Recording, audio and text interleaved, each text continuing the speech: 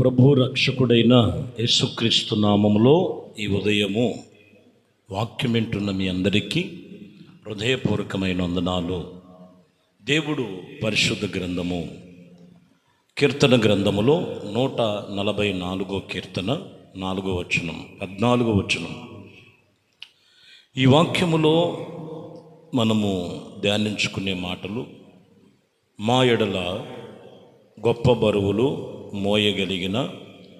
మోయగలిగినవి మా వీధులలో చొరబాటైనను ఉరుకులెత్తుటైనను లేదు, వాటిలో శ్రమ కలిగిన వారి మొర వినబడటలేదు అని చెప్పాను. ఈ వాక్యములో ప్రాముఖ్యమైన మాటలు మనం గమనించాలి. మా ఎద్దులు గొప్ప బరువులు మోసేవి, మా వీధుల్లో సొరబాటులు ఉండవు, ఉరుకులెత్తు వారి స్వరము కానీ శ్రమపడే వారి మొర కానీ వినబడదు. అంటే ఇక్కడ చెబుతున్న మాట ఏంటంటే, మేము అంత సురక్షితముగా దేవుడి సన్నిధిలో జీవించుచున్నాము. ఇక్కడ చెబుతున్న మాట, సొరబాటైనా లేదు, స్వరాలు వినబడట్లేదు, శ్రమ కలిగిన స్వరం వినబడతలేదు. ఎక్కువగా వారి పని వారు చేసుకొని దీవెనకరంగా ఆశీర్వాదకరంగా ఉన్నారని ఈ పూట ఈ మాటలు చెప్తున్నమాట. అంటే ఒక రకంగా చెప్పాలంటే మేము క్షేమముగా జీవముగా ఉన్నాము అని. ఈరోజు వాక్యం వింటున్న ప్రతి ఒక్కరిలో కొందరి కుటుంబాల్లో మనం చూడాలి. ఏముంటే స్వరబాటు ఏవో వచ్చేస్తాయి, బయటివి కానివి ఏవో శ్రమ కలిగిన స్వరాలు వినబడుతుంటాయి. ఇంకనూ కొన్ని పరిస్థితుల్లో లేమి కలుగుతుంటుంది. ఇదిగో అనేకమైన ఇబ్బందులు కలుగుతున్నటువంటి పరిస్థితి. కారణం ఏంటంటే వాళ్ళ జీవన విధానము అలాగ మొదలుపెట్టి అలా ముగిస్తూ శ్రమలలో, కష్టాల్లో, ఇబ్బందుల్లో, శోధనలో, నానా విధమైన పరిస్థితుల్లో పడిపోతూ ఉంటారు. అది లోకములో ఉన్నవారు అని అంటే అది వేరు. దేవుని నమ్ముకున్న వారిలో కూడా ఇటువంటి కొన్ని పొడచూపుతూ ఉంటాయి. కారణం, అంత క్షేమముగా ఉండలేకపోతున్నాం, అంత ఆశీర్వాదముగా ఉండలేకపోతున్నాం, అంత దీవెనగా ఉండలేకపోతున్నాం. కారణం, ప్రభు లేడా? నీ ప్రార్థన వినట్లేదా? ఒకవేళ ప్రార్థన చేయట్లేదా? ప్రార్థన వింటే చేస్తే నాకెందుకు ఇలా జరుగుతుంది? ఒకసారి మీరు గమనించాలి. సామెతల గ్రంథములో 1వ అధ్యాయం 33వ వచనం ఉంటుంది.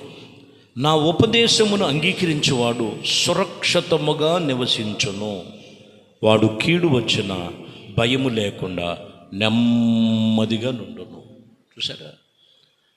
వాక్యమనే ఉపదేశమును ఎవరైతే వినటానికి అలవర్చుకుంటారో, వాక్యమనే ఉపదేశమును ఎవరైతే వారు విని వాటి ప్రకారంగా నడుచుకుంటానికి సిద్ధపడతారో, వారు కీడు వచ్చినా భయపడరు, వారు నెమ్మదిగా ఉంటారని వాక్యం చెప్తున్నమాట. నీ కుటుంబం సురక్షితముగా, నెమ్మదిగా, అన్ని విషయాల్లో క్షేమముగా ఉండాలంటే దేవుడు వాక్యము నీలో ఉండాలి. దేవుడు ఉపదేశం యొక్క అంగీకారము నీ మనసులోకి రావాలి. దేవుడిని అంగీకరిస్తావు, ప్రభు అంటే నాకు ఇష్టం అంటావు, కానీ వాక్యాన్ని తోసేస్తావు, నిబంధనను తోసేస్తావు. వాక్యం చెప్తున్నమాట, ఆయన ఉపదేశమును నువ్వు అంగీకరించు, ఖచ్చితంగా నీవు నెమ్మదిగాను సురక్షితముగా ఉంటావు. చొరబాటు ఉండదు, అక్కడ భయం ఉండదు, శ్రమ కలిగిన పరిస్థితులు ఉండవు. క్షేమకరమైనదే ఆ గృహములో. ఎక్కడ దేవుడు వాక్యం అనే ఉపదేశమునకు చోటిస్తారో అక్కడ నిలిచి ఉండును. పేతురు రాసిన మొదటి పత్రికలో 3వ అధ్యాయం 7వ వచనములో చూద్దాం. అట్టివలే పురుషులారా, జీవమును కృపావరములలో మీరు గమనించాలి. పురుషులను, అలాగే పురుషునికి ఇచ్చినటువంటి భార్యతో మాట్లాడుతున్న మాట, కుటుంబ వ్యవస్థతో. జీవము, కృపావరములు దేవుని యొద్ద ఉన్నవి. ఈ దేవుని సన్నిధిలో కృపావరములు కలిగినటువంటి అనుభవం కలిగి ఉండాలంటే మీ భార్యలు మీతో పాలివారై ఉన్నారని ఎరిగి, ఒకవేళ బలహీనమైన ఘటముగా భార్యను ఇదిగో మీరు సన్మానించి మీ ప్రార్థనలకు అభ్యంతరములు కలగకుండా జాగ్రత్తగా చూసుకోవాలి. ఇక్కడ జీవమును కృపావరములు కలిగినటువంటి అనుభవం రావాలంటే ఇక్కడ భార్య అనేటువంటి విషయంలో ఏమై ఉన్నదంటే, ఇదిగో బలహీనమైన ఘటం అంటే మట్టి ఘటము. ఇక్కడ మీరు గమనించినట్లయితే భార్యాభర్తలతో సంఘాన్ని పోల్చాడు. మన ప్రభు అయిన యేసుక్రీస్తు జీవమును కృపావరములు కలుగు చేసేటువంటి దేవుడు. అక్కడ మనము జీవము పొందుకొని కృపావరములు కలిగిన వారమై ఉండాలంటే సంఘము ప్రార్థనలో ఆత్మీయతలో మరింతగా బలహీనమైన ఘటముగా ఉన్నటువంటి భార్య వలె, అప్పుడు దేవుని సన్నిధిలో ఎక్కడ కూడా అభ్యంతరములు లేకుండా ప్రతి విషయములో కూడా ఆ కృపావరములు అలాగే జీవమును కృపావరములు కలిగిన అనుభవాల మధ్యలో యేసుక్రీస్తులో జీవించే జీవితము కలిగిన వారై ఉన్నారు. అప్పుడు వాక్యం చెప్తున్నటువంటి మాట, దేవుని సంఘము, వధువు సంఘము ఆశీర్వదించబడి ఆయన జీవముతో నడిపించుచున్న సంఘము కృపాక్షేమములతో కృపావరములతో జీవ కృపావరముల చేత నడిపించగలిగిన ఆయన కృపలో నేను నడిపిస్తాను. చూడండి, యోబు గ్రంథములో 10వ అధ్యాయములో 12వ వచనం, జీవమును నన్ను గ్రహించి నా ఎడల కృప చూపితివి, సురక్షితమైన చేతులు నా ఆత్మను కాపాడితివి. చూసారా, జీవము నాకు అనుగ్రహించిన, నా ఎడల కృప చూపించినటువంటి సురక్షితమైన చేతులు నన్ను నీ ఆత్మ చేత కాపాడితివి. చూడండి, ఇక్కడ ఏ పరిస్థితులు వచ్చినా మొదటిగా ఉన్న జీవము వేరు. అన్నీ ఉన్నప్పుడు మరి ఎంతగానో అరుణోదయం లేచాడు, బలులు అర్పించాడు. ఇదిగో ఒక్కొక్కరి నిమిత్తము ప్రతి అరుణోదయమే బలులు అర్పించాడు. కానీ సమస్తము పోయినా కానీ ప్రార్థన విడిచిపెట్ల, యథార్థతను విడిచిపెట్ల. అదే యోబులో ఉన్న గొప్పతనం. అతను యథార్థతను విడిచిపెట్టలేదు కాబట్టి యథార్థతలోనే ఉన్నది అసలు జీవం, యథార్థతలోనే ఉన్నది అసలు యొక్క ఆశీర్వాద ఫలం. చాలామంది కూడా అన్నీ ఉన్నప్పుడు బాగా ప్రభువుని గురించి చెప్తారు. ప్రభు సేవ చేస్తామండి, ప్రభు కొరకు మేము నిలబడతామండి, ప్రభు కొరకు కష్టమైన శ్రమైన ఇబ్బంది అయిన ఇరుకులైన ఇలాగ ఎన్నో మాటలు చెప్పిన వాళ్ళు ఉన్నారు. కానీ కొన్ని పరిస్థితులు వచ్చినప్పుడు అయ్యా మేము చేయలేము అన్నట్లుగా వాళ్ళ యథార్థతను విడిచిపెట్టి బలహీనులు అయిపోయి కొన్ని పరిస్థితులు. కారణం అదే, ఏ స్థితిలో ఉన్న యోబు అతని యథార్థతను విడిచిపెట్టలేదు కాబట్టి అక్కడ అంటున్న మాట ఏంటో తెలుసా, సురక్షితమైన చేతులు నీ ఆత్మ నన్ను కాపాడింది, నన్ను ఈ రీతిగా ఉంచింది. చూడండి, అదే యోబు గ్రంథములో 33:28 కుప్పములనుకు దిగిపోవుటూ నా ప్రాణము ఆయన విమోచించి ఉన్నాడు, నా జీవము వెలుగునిచ్చుచూ ఉన్నది. చూసారా, కుప్పవలే దిగిపోతున్నటువంటి విషయములో తన ప్రాణము ఆయన విమోచించి ఉన్నాడని, నా జీవమును వెలిగించాడు ఆయన.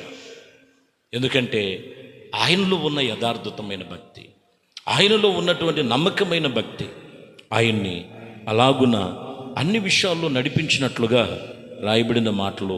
ప్రియమైన దేవుని బిడ్డలారా, విలాపి వాక్యములో కూడా 3వ అధ్యాయములో 58వ వచనములో మనం చదువుతాం, ప్రభువా నీవు నా ప్రాణ విషయములో వేద్యములను వాదించితివి, నా జీవమును విమోచించితివి. చూశారు, ప్రాణములన్నిటిలో నువ్వు ఇదిగో పాడైపోనివ్వకుండా పడిపోనివ్వకుండా వేద్యం ఆడితివి, నా జీవమును విమోచించావు. ప్రతి మనిషి యొక్క జీవము యేసుక్రీస్తులో ఉన్నది.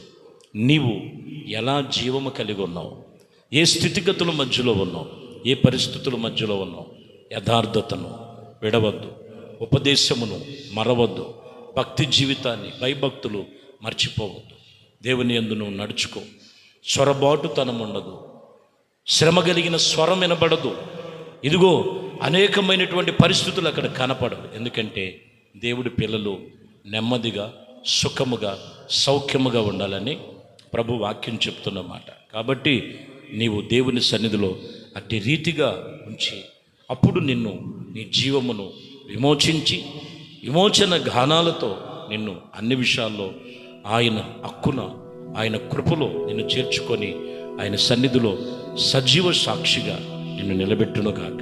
ప్రార్థన. పరిశుద్ధుడా, ప్రేమ కలిగిన తండ్రి, దయగలిగిన మా ప్రభువా, మీ శ్రేష్టమైన పరిశుద్ధ నామమును బట్టి మీకు వందనాలు.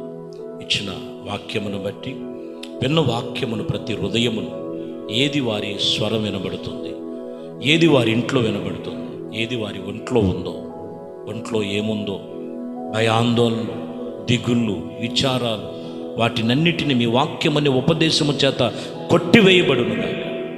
సంతోషము, సమాధానం, దీర్ఘశాంతము గలవారై ఆత్మీయతలో చక్కగా నడుచుకునే కృపలో స్థిరపరిచి నడిపించమని, మహిమ, ఘనత, ప్రభావాలు మీకే పొందుకోమని నజరేయుడైన యేసుక్రీస్తు నామములో ప్రార్థించి వేడుకొనుచున్నాము తండ్రి. ఆమేన్. ప్రభు మిమ్మల్ని దీవించి ఆశీర్వదించునుగాక. ఆమేన్.